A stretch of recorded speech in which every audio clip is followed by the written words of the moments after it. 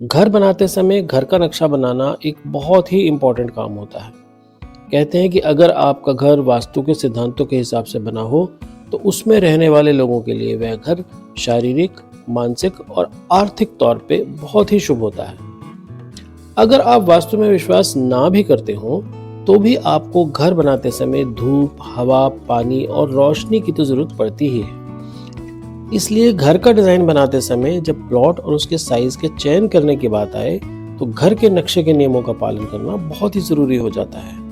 अगर आपके प्लॉट का जमीन का टुकड़ा उत्तर या पूर्व मुखी है, तो ऐसे वास्तु के सिद्धांत भी हैं जिनका आप बखूबी फायदा उठा सकते हैं। वास्तु के मुताबिक पूर्व, उत्तर या उत्तर पूर्व की ओर जिन घरों का मुख होता है, वो बहुत ही शुभ होते हैं। यह भी सच है कि कोई दिशा खराब नहीं होती और घर के नक्शे में मामूली बदलाव कर आप घर की दिशाओं के मामले में बेहतर नतीजे तक पहुंच सकते हैं।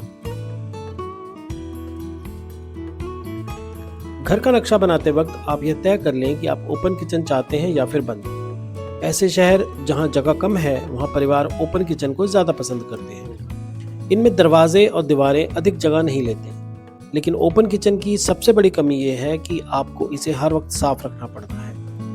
दूसरी ओर इसके काफ़ी फायदे भी हैं। उदाहरण के तौर पे आप जगह का ज़्यादा इस्तेमाल कर सकते हैं और मॉडर्न डिज़ाइन की वजह से ये बहुत ही अट्रैक्टिव लगती है, जिसकी वजह से यह घर का एक बहुत ही इम्पोर्टेंट स्पेस बन जाता है।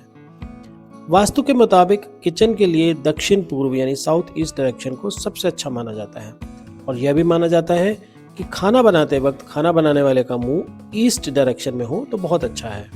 तो आप भी इस सलाह को अपने घर के नक्शे में शामिल कर सकते हैं।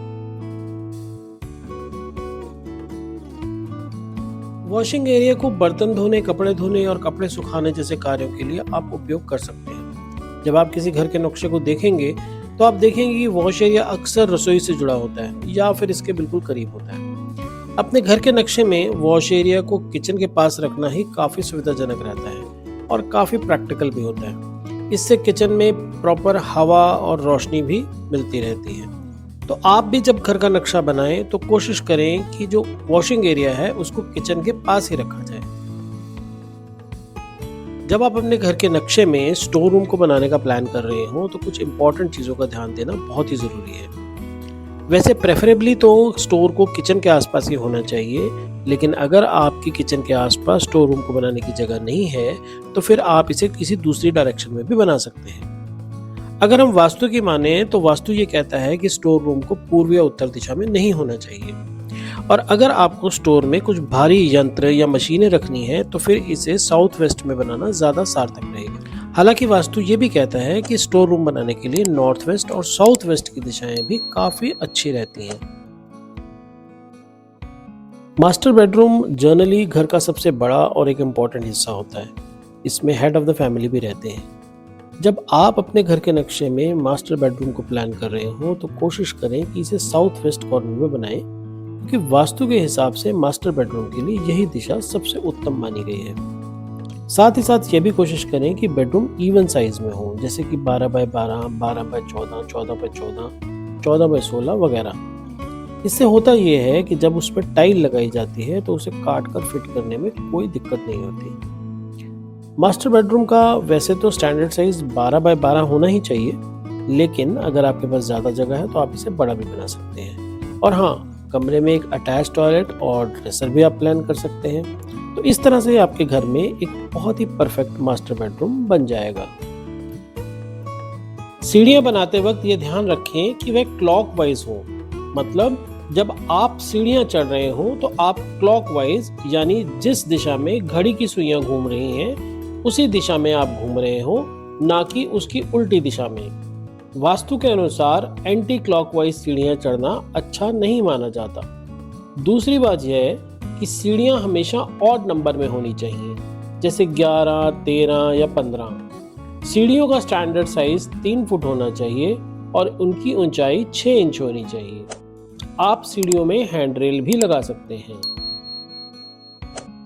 चलिए अब बात डाइनिंग एरिया की कर लेते हैं। डाइनिंग रूम को हमेशा किचन के बिल्कुल पास ही होना चाहिए, ताकि किचन से खाना सर्व करना बहुत ही इजी रहे। अगर आप एक डुप्लेक्स घर प्लान कर रहे हैं, तो अंदर की सीढ़ियों के सामने भी एक डाइनिंग की जगह आप बना सकते हैं, जिससे ये देखने में भी अच्छा लगेगा और जगह भी खाली नहीं रहेगी। वैसे आप सीढ़ियों के नीचे भी डाइनिंग रख सकते हैं, वो भी एक जगह का इस्तेमाल करने का एक बहुत ही अच्छा तरीका है। इससे डाइनिंग घर के बीचों बीच भी रहेगा और किचन से भी नजदीकी बनी रहेगी। मेहमानों का स्वागत करने के लिए ड्राइंग रूम और लिविंग रूम का होना बहुत ही जरूरी है। आमतौर पर लोग इन ड्राइंग रूम और लिविंग रूम को एक ही समझते हैं, लेकिन इनमें एक अंतर होता है।